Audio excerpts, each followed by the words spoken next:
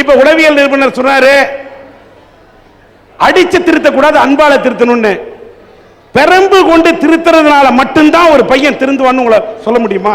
நான் சார் 5வது படிக்கும்போது ஸ்கூலுக்கு போக மாட்டேன்னு சொல்லிட்டேன். உடனே எங்க அம்மா அப்பா எல்லாம் என்னென்னவோ கெஞ்சி பார்த்தாங்க, என்னென்னமோ சொல்லி பார்த்தாங்க, நான் போகல. அதுக்கப்புறம் ஒரு டாக்டர்கிட்ட கூட்டிட்டு போனாங்க. கூட்டிட்டு போனோடனே அவர் என்ன சொன்னாரு, உங்க அப்பாவோட சம்பளத்துல ஒரு பங்கு உனக்கு செலவு பண்ணணும் படிப்புக்காக. அப்படி பண்ணலனா உன்னை போலீஸ் ஸ்டேஷனுக்கு புடிச்சிட்டு போயிருவோம், கூட்டிட்டு போயிருவாங்க. அது இல்லாட்டி உனக்கு ஷாக் ட்ரீட்மெண்ட் தான் கொடுப்போம் அப்படின்னாங்க. நான் எதுக்கும் இதாகல. 4 அடி அடிச்சாங்க. அதுக்கப்புறம் தான் நான் ஸ்கூலுக்கே போனேன். சார், அண்ணல் அம்பேத்கர் இருந்தாரு. 14 வயசுல அவருக்கு அன்பு செலுத்துறதுக்கு ஆசிரியர் இல்ல. ஒரு ஆசிரியர் அன்பு காட்டினாரு. அவரு அவர் அந்த ஆசிரியர் காட்டின அன்புதான் பின்னால பீமாராவ் ராம்ஜி அம்பேத்கர்னு தன்னுடைய பின்னால பேரை இணைச்சுக்கிற அளவுக்கு அங்க அன்பு தானே சார் நின்னுது. அதே அம்பேத்கர் தான் இந்திய அரசியலமைப்பு சட்டத்தை உருவாக்கி இந்த குற்றத்துக்கு இந்த தண்டனை, இந்த குற்றத்துக்கு இந்த தண்டனைன்னு சொல்லியிருக்காரு. இந்த குற்றத்துக்கு 2 தடவை அன்பு காட்டலாம், இந்த குற்றத்துக்கு 4 தடவை அன்பு காட்டலாம்னு சொல்லியிருக்கலாம்ல. அப்படி சொல்றாங்களேங்க சார். அது வளர்ந்து பெரியவரான பின்னாடி தானே அந்த சட்டத்தை போட்டாரு. அந்த வயசுல அவருக்கு தேவையா இருந்தது என்ன? அன்பு தானே. புலி குட்டிய கவர்றது எப்படி, மான கவர்றது எப்படி?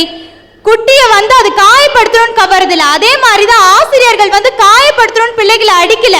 அவங்க நல்லதுக்காக தான், அவங்க வாழ்க்கையில மேம்படணும் தான் அடிக்கிறாங்க. அந்த அக்கா அப்படியே இருந்து குரங்குன்னு சொல்லுது, மயிலுன்னு சொல்லுது, அது இதுன்னு சொல்லுது. அது மிருகம், நாங்களும் மனுஷனுங்க. ஏமா உன்ன மயிலுன்ற மானுன்ற குரங்குன்ற மிருகமே சொல்றிய? நாங்க மனுஷன், நான் மானவன்னு அந்த குட்டி பையன் சொல்றான். நாங்க மனுஷன், எங்கிட்ட அன்பை சொல்லுங்க, நாங்க நல்லா திருந்திடுவோம். அக்கா, மாணவனா செய்வான் குறும்பு, அதுக்கு நீங்க எடுக்க கூடாது. எல்லாத்துக்கும் உண்டு ஒரு வரம்பு. மாணவனுக்கு இருக்கு நாடி நரம்பு. அப்படி போடுறாங்க. இந்த நல்லவனுக்கு உரம்ங்கிற அன்பு மட்டும் காமிச்சா போது. கெட்டவன் இருக்க பத்தில கரமுறான் நிலத்துக்கு அவனை கடப்பாறையால குத்தி மண்வெட்டியால தலையில ஒரு போடு போட்டு அங்க இருக்கிற தேவையில்லாத களையெல்லாம் புடுங்கி எரிஞ்சாதான் அவன் பண்பட்ட நிலமா மாறுவான். அந்த கடப்பாறை மாதிரி, அந்த மண்வெட்டி மாதிரி ஆசிரியர் கையில் இருக்கிற பெரம்பு தான் மாணவனை நல்வழிப்படுத்துறதுக்கான சிறந்த ஆயுதம்னு சொல்றேன் நானு. புன்னகை மன்னன் படத்துல சார் ஒரு பையன் அழுதுட்டே இருப்பான். அவன மாதிரி ஒரு பையன், இவன மாதிரி. அந்த பையனை சாப்ளின் மாமா என்னென்னவோ சொல்லி பாப்பாரு, கேட்கவே மாட்டான். ஸ்ரீவித்யா மேடம் பலார்னு ஒரு அறை வைப்பாங்க, அப்படியே ஸ்டாப் ஆயிடுவான்.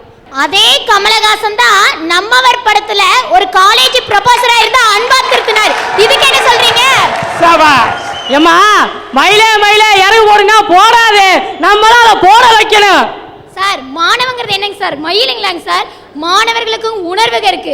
நீங்க அந்த பெரம்பு எடுக்கிற நாட்டி அந்த மாணவன் எத்தனையோ லட்சியத்தோட இருக்கிறான். அந்த வர நாட்டி ஸ்கூலை வெறுக்கிறான், அவன் படிக்கிறக்கே விருப்பம் இல்லாம போறான், கட்டடிக்கிறான். எல்லா தப்புமே அந்த பெரம்புனாலதான் சார் வருது. இந்த பெரம்பை விடுங்க, அன்பை பயன்படுத்துங்க, அவன் முழுமையான நல்ல மனிதரா வருவான். ஹோம்வொர்க் கொடுக்கிறோம் சார். அப்ப ஒரு மாணவன்ட்ட அன்பா சொன்னா செய்ய மாட்டான். இதே 4 அடி வச்சா ஒழுங்கா செஞ்சுட்டு வருவான். அதே பிடிக்காம அதை செஞ்சாலுமே அவன் திரும்ப திரும்ப செஞ்சானா அவனுக்கு ஒரு பயிற்சி கிடைக்கும். அதுதான் கட்டுப்பாட்டுக்கும் ஒழுக்கத்துக்கும் வழிவகுக்கும். இதே அன்பால சொல்ல தள்ளி போடுற பழக்கம் தான் வரும். இந்த டீச்சர் நாளைக்கு அன்பா தானே சொல்லுவாங்க அப்படின்னு இது மாதிரி டீச்சர்லாம் சொன்னாங்கன்னா அவன் ஒரு வேலையும் செய்ய மாட்டான். அவனுடைய சூழ்நிலை என்ன? சாயங்காலம் அவன் மாடு மேய்க்க போயிருக்கலாம், ஆடு மேய்க்க போயிருக்கலாம், தன்னுடைய தங்கச்சியை பார்த்துக்கணுங்கிற கட்டாயம் இருக்கலாம், ஏதோ ஒரு காரணம் இருக்கலாம். நம்ம கிட்ட படிக்க வரவன் எல்லாமே உயர்ந்த நிலையில இருக்கிறவனா வரான். அப்ப அந்த குழந்தையோட சூழ்நிலை என்னன்னு சொல்லி கேளுங்க. அவன் எழுதலையா இல்லது உண்மையாலுமே தப்பு செய்யற மாணவனாவே இருக்கட்டும். டே தம்பி, நீ நாளைக்கு இல்ல நாளானைக்கு எழுதிட்டு வா. உனக்கு அவன் எழுதிட்டு வந்தானா ஒரு நன்று போடுங்களேன். ஒரு வாரம் எழுதுறான், மிக நன்று போடுங்களேன். ஊக்குவிக்கிறது பத்தாதா சார்? வருஷம் பூரா எழுதிட்டு வரான், ஒரு சர்டிபிகேட் கொடுங்களேன். ஒரு மாணவனை இத்தனை தடவை நாங்க அடிக்கிறோம் சொல்லி அவனுக்கு ஒரு ஆசிரியருக்கு சம்பளம் உயர்த்துறாங்களா? இத்தனை மாணவன் அவர் இந்த மாசத்துல அடிச்சிருக்காருன்னு சொல்லி சம்பளம் உயர்த்துறது இல்லையே. அவனை ஒரு நல்ல நிலைமை கொண்டு வரணும்னு நான் நல்லா ஆயுதத்தை எடுக்கிறோம்.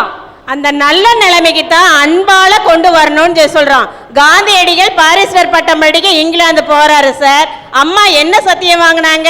அன்பா சொல்லித்தானே சத்தியம் வாங்கினாங்க. அவர் ஒழுக்கம் செய்யலனா வரலையா திரும்பி இந்தியாவுக்கு? அன்பாவே சொல்லணும்னா எதுக்கு சார் போலீஸ் ஸ்டேஷன்ல ஊருக்கு ஊர் ஆசிரமத்தை வச்சு அதுலயே அன்பை புகட்ட வேண்டியதுதானே சார்?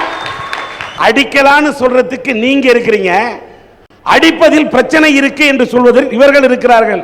ஆக குழந்தைகளை கண்டிக்க பெரம்பு எடுக்கலாமா கூடாதா என்ற ஒரு பிரச்சனை தலையாய பிரச்சனையாக மக்களிடத்தில் எழுந்த காரணத்தால் தான் ஒரு அரசு சட்டமே போட்டிருக்கிறது.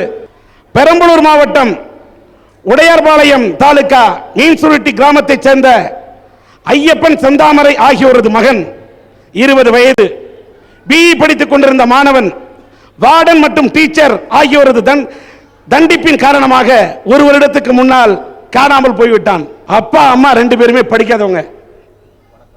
அவங்க எந்த அளவுக்கு படாத பாடுபட்டிருக்கிறார்கள் என்பதை இங்க நான் சொல்றதை விட அவங்களே சொல்லுவாங்க, கேளுங்க.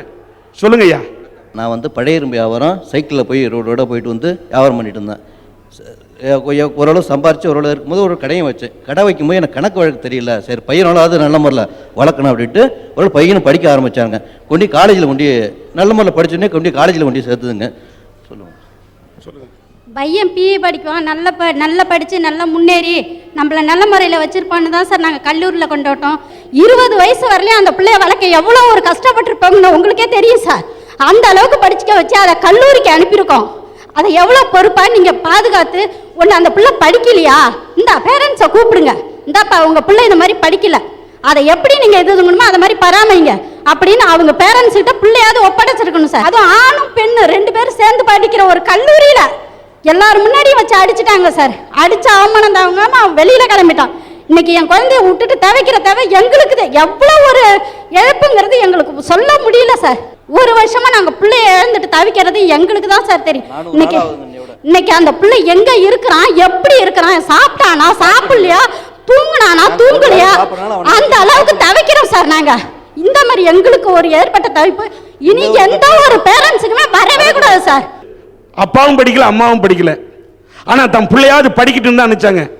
அங்க அனுச்ச புள்ள வெளியில வரலன்னு சொன்னோன்னே, காணுன்னு சொன்னோன்னே ஒரு தாய் தான் சாப்பிட முடியல சோத்து எடுத்து வாயில வச்சா தன் புள்ள எங்க இருக்கானோ, ரோட்டு ஓரத்தில் இருக்கானோ, எங்க சாப்பிட்டானோ சாப்பிடலையோன்னு சொல்லிட்டு அந்த தாய் துடிக்கக்கூடிய அந்த இதை பார்த்தா அந்த அம்மா அழுகுறாங்க. நல்ல இதயம் இருக்கிற எல்லாரையாலும் தாங்க முடியும்னு நினைக்கிறீங்களா? தான் பெத்த பிள்ளைய இழந்த பிறகு ஒரு தாயால தூங்க முடியும் நினைக்கிறீங்களா? முடியாது. எங்க அவர் நிச்சயமா உங்களுடைய மகனும் மகளும் கிடைக்க எல்லாம் வல்ல இறைவனை இந்த சபையின் சார்பாக நாங்கள் பிரார்த்தனை செய்வோம். இவங்க சொன்னாங்களே குழந்தையை அடித்துத்தான் திருத்த வேண்டும் என்று இந்த அம்மா சொன்னாங்க. நான் ஒன்னு சொல்றேன், எந்த ஆசிரியரும் ஒரு பையனை காயப்படுத்த வேண்டுமோ, ரணப்படுத்த வேண்டும், ஊனப்படுத்த வேண்டும் என்று எந்த ஆசிரியரும் அடிப்பதில்லை. நோக்கம் என்னவோ அந்த மாணவனை நல்வழிப்படுத்த வேண்டும் என்றுதான் அந்த ஆசிரியர் நினைக்கிறார். நோக்கம் கரெக்ட் தான். ஆனா அந்த நோக்கத்தின் விளைவு எங்க போகுது பாத்தீங்களா? எந்த அளவுக்கு ஒரு தாக்கத்தை ஏற்படுத்தியது பாத்தீங்களா? அவங்க என்ன சொல்றாங்க, என் புள்ள படிக்காட்டா கூட பரவாயில்ல, எங்க கூட இருந்தா என் புள்ள இருந்து வாழ்ந்தா போறோம் அப்படின்னு அந்த தாய் தந்தை துடிக்கிறாங்க. 51E ஒரு செக்ஷன் இருக்கிறது. அந்த 51E சட்டத்தில் என்ன சொல்லிருக்கு? அடிக்கலாம்னா பெரம்பு கொண்டு உள்ளங்கையில் அடிக்கலாம், காயப்படாமல் அடிக்க வேண்டும், ரிஜிஸ்டர்ல யாரையா சாட்சி வைத்துக் கொண்டு அடிக்க வேண்டும்.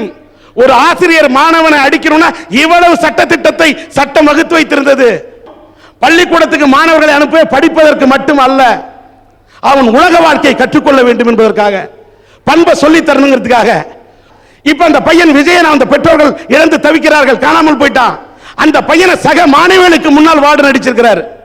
அவனாவது 20 வயசு விஜயன், ஒரு 5 வயசு புள்ள பிஞ்சு பிள்ளையானாலும் அந்த குழந்தையை கூட இருக்கக்கூடிய சக மாணவர்களுக்கு முன்னால் அடித்தால் அந்த மாணவனின் அந்த குழந்தையின் மனநிலை பாதிக்கப்படுகிறது.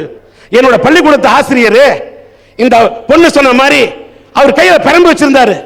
ரொம்ப அற்புதமா எனக்கு பாடம் சொல்லி தருவாரு. தேராமன்னா செப்புவ துடையேன் எல்லரு சிறப்பின் இமயவர் வியப்ப புல்லரு புன்கண் தீர்த்தோ நன்றியும் என்று தமிழ் சொல்லக்கூடிய அந்த தமிழ் ஆசிரியர் கையில பெரம்பு வச்சிட்டு இருப்பாரு. சரியா ஒப்பிக்கலனா ஒப்பிட அப்படின்னு சொல்லிட்டு டேபிள் ஒரு தட்டு தட்டுவாரு அந்த பெரம்பால. ஒவ்வொரு நாளும் டேபிள்ல பெரம்பால அடிச்சாரே தவிர மாணவனோட கையில அடிச்சதே இல்லை. ஆனா அப்படி டேபிள்ல தட்ட அந்த ஆசிரியர்கிட்ட படிச்சு தமிழ அப்படி கற்றறிந்ததனால தான் இந்த டி ராஜேந்தர் இன்றைக்கு கூட தமிழில் தடாகத்தில் மீன் 2 காமத்தில் தடுமாறி தாமரை பூ மீது விழுந்தனவோ இதை கண்ட வேகத்தில் பிரம்மனும் மோகத்தில் படைத்திட்ட பாகம் தான் உன் கண்களோ இடையின் பின்னடகில் 2 குடத்தை கொண்ட தம்புராவை மீட்டிச் சென்றால் என்று இன்றைக்கு தமிழ் பேசுகிறேன். கடைசியில் பள்ளியை விட்டு வரும்போது ஒன்னு கேட்டேன், ஐயா பல நாள் ஒவ்வொரு நாளும் டேபிள் வச்சு குச்சி வேக வேகமா தட்டிருக்கீங்க, ஆனா ஒரு மாணவன் கூட தப்பு செஞ்சா நீங்க அந்த பையனை அடிச்சதே இல்லையே ஏன்னு கேட்டேன். அப்ப அவர் சொன்னாரு, நான் பையன் அடிச்சா அவனுக்கு வலிக்கும், டேபிள் அடிச்சா வலிக்காதுரா ராஜா அப்படின்னு சொன்னாரு. நீங்க போய் ஏதோ ஒரு நல்ல நோக்கத்தை அடிக்க போய் அந்த மாணவர்கள் மனமுடைந்து தற்கொலை செய்து கொள்கிறார்கள், வீட்டை விட்டு ஓடி விடுகிறார்கள்.